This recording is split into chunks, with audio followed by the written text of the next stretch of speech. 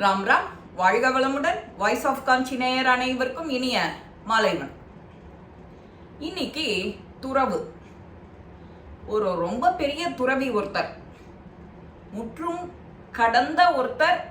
அவர்கிட்ட இருக்கிற சீடர்கள் கிட்ட அத்தனை விஷயம் அவர் பகிர்ந்துப்பார்.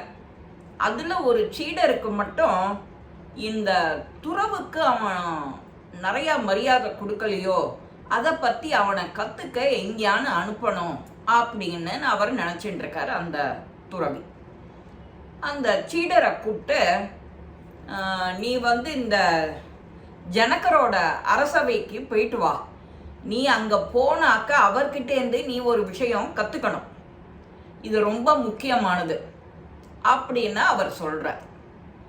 சீடருக்கோ மனசு ஒப்பல. உங்களை விட யாரான்னு இருப்பாளா? நீங்க பெரிய பெரிய துறவி, உங்ககிட்ட தான் நிறைய நான் கத்துக்க முடியும். உங்ககிட்ட இல்லாத பாடம் அங்க அவர் ஜனக மகாராஜா கிட்ட எப்படி இருக்கு? அவரோ பெரிய அரசர், குடும்பஸ்தர், நீங்களோ துறவி. ரெண்டுக்கும் கனெக்ஷன் எப்படி? நான் இங்க கத்துக்க முடியாதத அங்க போய் நான் எப்படி என்ன கத்துக்க போறேன் அப்படின்னு அவருக்கு ஒரே யோஜனை. இவர் துறவி கிட்ட கேட்கிறார். துறவியோ ஒரே பதில், அரசவைக்கு போ, நன்னா பணிவோட நமஸ்காரம் பண்ணி அவர்கிட்ட இருக்கிற அறிவுரையை கவனிச்சு வாங்கிக்கோ, அந்த அறிவுரை உனக்கு ரொம்ப ரொம்ப முக்கியம் அப்படின்னு அனுப்புறார். இவருக்கு சீடருக்கு இஷ்டம் இல்லை அங்க போறதுக்கு. இருந்தாலும் தன்னோட குரு சொன்ன வார்த்தைக்கு கட்டுப்பட்டு பணிவோட போறார். ஜனக மகாராஜா அரசவைக்கு இவர் போறார். போனா அங்க மாட மாளிகை, விருந்து, உபச்சாரம், மந்திரி, காவலாளி, படாடோபம், மரகதம், வைரம், மாணிக்கம், வைர வைடூரியம், இதால எல்லா இடமும் டெக்கரேட் பண்ணி கண்ணாடி மாதிரி இருக்கு. எல்லா இடமும் நீ அங்க பார்த்தா உன்னோட பிம்பமே தெரியும் இல்லையா? அந்த மாதிரி ஒரு இழைச்சு கட்டி இருக்கிற அந்த மாளிகை. சீடருக்கு அங்க போறதுக்கு தான் விருப்பமே இல்லையே. அவர் அங்க போன உடனே ஜனக மகாராஜா அந்த கூட்டத்திலையும் இந்த வித்தியாசமான ஆள் ஒருத்தர் வந்திருக்காருங்கிறத கவனிச்சுட்டார். அங்க அவரை சுத்தி பல பெண்கள் நடனம் ஆடின்னு இருக்கா. சில பேர் மது அருந்தின்னு இருக்கா. மது அருந்துட்டு இருக்கும் போதே காவலாளிகள்லாம் யார் யாருக்கு என்னென்ன வேலை கொடுக்கணுமோ அந்த பாட்டுக்கு வேலை நடந்துட்டு இருக்கு, தர்க்கம் நடந்துட்டு இருக்கு. இப்படி ஒரு பெரிய சபைக்கு சீடர் போறது புது அனுபவம். அவருக்கு, இந்த சீடருக்கு முதல் அனுபவம். இவர் ஜனக மகாராஜாவை பணிவோட வணங்குறார். சொல்றார், உனக்கு இங்க இருக்கிற சூழ்நிலை பிடிக்காது, அது எனக்கு தெரியும். இருந்தாலும் நான் இந்த சூழல்ல மனம் ஒப்பி சந்தோஷமா இல்லை. நான் என்ன உணர்ந்துக்கிறேன், என்ன பண்ணணுங்கிறது. அதனால நீ இங்க ஒரு நாள் தங்கு, உனக்கு வேணுங்கிற பாடத்தை கத்துக்கோ. அதுக்காக தான் அந்த குரு அனுப்பிச்சிருக்கார், அந்த துறவிங்கிறவர் அனுப்பிச்சிருக்கார். நீ இங்க தங்கி இருந்து ஒரு நாள் உனக்கு தேவையானதை, என்கிட்ட இருக்கிற ஒரு பாடத்தை நீ எடுத்துக்கணும் அப்படிங்கிற. அது எப்படி அவருக்கு அவ்வளவு கரெக்டா தெரிஞ்சுது? அதுதான் அந்த காலத்துல எப்படியெல்லாம் மகான்கள், ரிஷிகள் அவெல்லாம் இருந்திருக்கா. அவ எண்ணங்கள் டெலிபதி மாதிரி இவருக்கு எண்ணத்தை எப்படி தெரியும்? இவர் சொன்ன வார்த்தைக்கு கட்டுப்பட்டு இந்த சீடனும் ஒரு நாள் தங்கறதுக்கு ஒப்புக்கிறான். ஏன்னா அவனுக்கு தான் அந்த சூழல் பிடிக்கல. அவனுக்கு சரின்னு போய் கொஞ்சம் களைப்பு தீர படுத்துக்கலான்னு அவருடைய ரூம், அவருக்காக ஒதுக்கப்பட்ட ஒரு ரூம்ல இவர் போறாரு. அந்த சீடர் அந்த பட்டு மெத்தையில உறங்குறார். ஆனா உறக்கம் வரல. ஏன் வரல? அவரோட தலைக்கு மேல அண்ணாந்து பார்த்து இப்படி படுத்தாக்க ஒரு மெல்லிசான ஒரு நூல்ல அத்தனை கத்தி தொங்குறது. இதை நாம அயர்ந்து தூங்கிட்டு இருக்கும் போது அந்த கத்தி எங்கேயானு அருந்து நம்ம தொண்டை குழியில விழுந்துரும், நம்ம பிராணம் போயிடும் அப்படிங்கிறது அந்த சீடனுக்கு.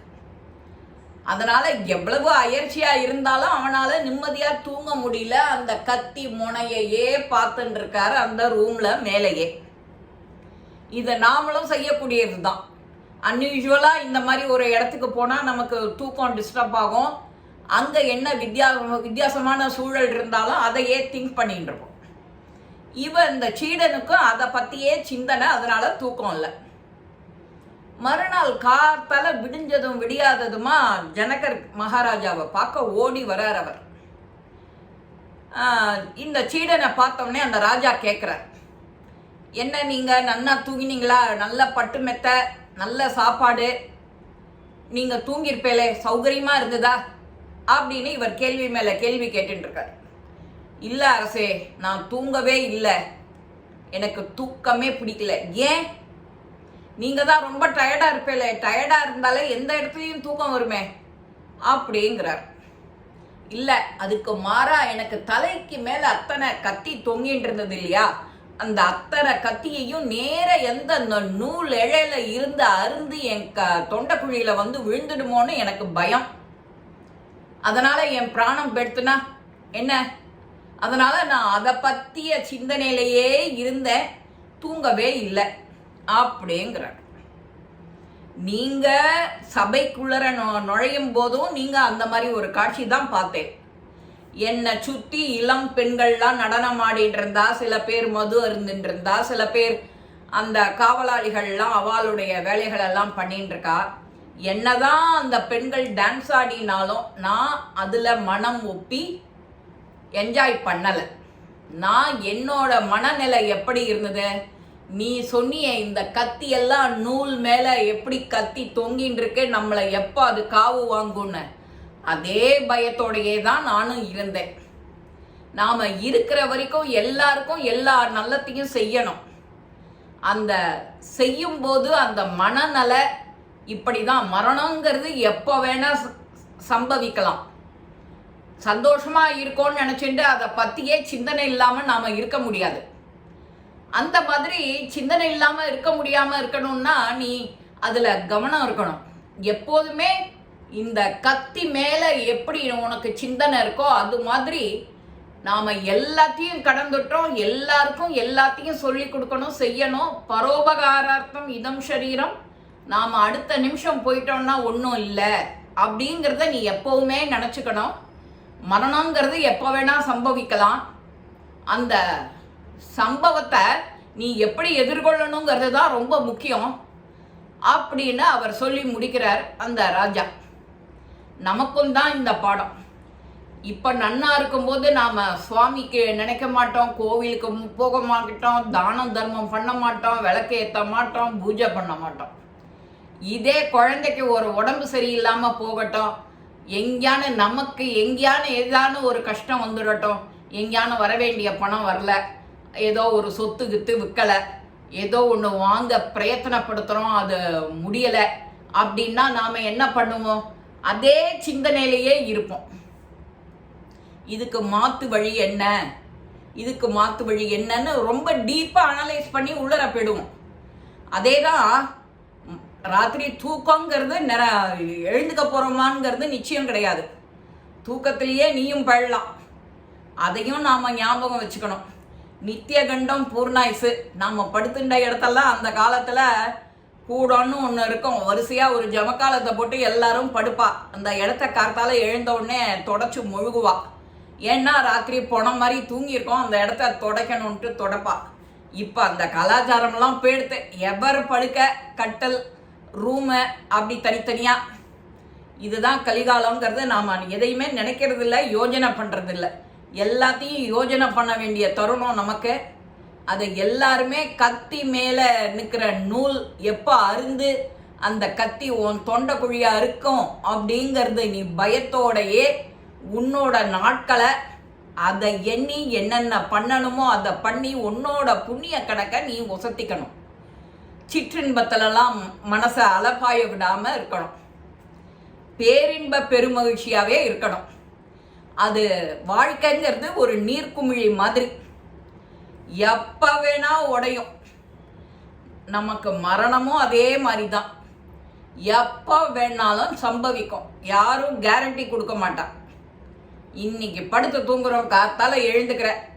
அதனால தான் அந்த காலத்தில் மனுஷாலாம் என்ன சொல்லுவா, பொழைச்சு கடந்தா அப்படின்பா மறுநாள் ப்ரோக்ராம் சொல்லும்போது. அந்த பொழைச்சு கடந்தாக்கு இவ்வளவு அர்த்தம் இருக்கு. நாம இந்த காலத்து பசங்களுக்கு கேள்வி கேட்டாலும் நமக்கு சொல்ல தெரிய மாட்டேங்கிறது. நீர்க்குமிழி மாதிரி இருக்கிற நம்ம வாழ்க்கைய செவ்வனே வாழணும், சந்தோஷமா கழிக்கணும். இந்த துறவுங்கிற அர்த்தத்துக்கு அந்த குரு என்ன அழகான பாடம் சொல்ல அனுப்பிச்சிருக்கார் ஜனகர். அந்த ஜனகரும் எவ்வளவு அழகா அந்த சீடனுக்கு புரிய வச்சிருக்கார். இந்த பதிவு உங்க எல்லாருக்கும் பிடிச்சிருக்கும். லைக் பண்ணுங்க, ஷேர் பண்ணுங்க, பெல் பட்டனை கிளிக் பண்ணுங்க, சப்ஸ்கிரைப் பண்ணுங்க, கமெண்ட்ஸ் பாக்ஸ்ல கமெண்ட்ஸ் போடுங்க. ஸ்ரீ மகாபெரிவா திருவடிகளே நல்லதே நடக்கும். ஆனந்தமா இருப்போம் நண்பர்களே. வாழ்க வளமுடன்.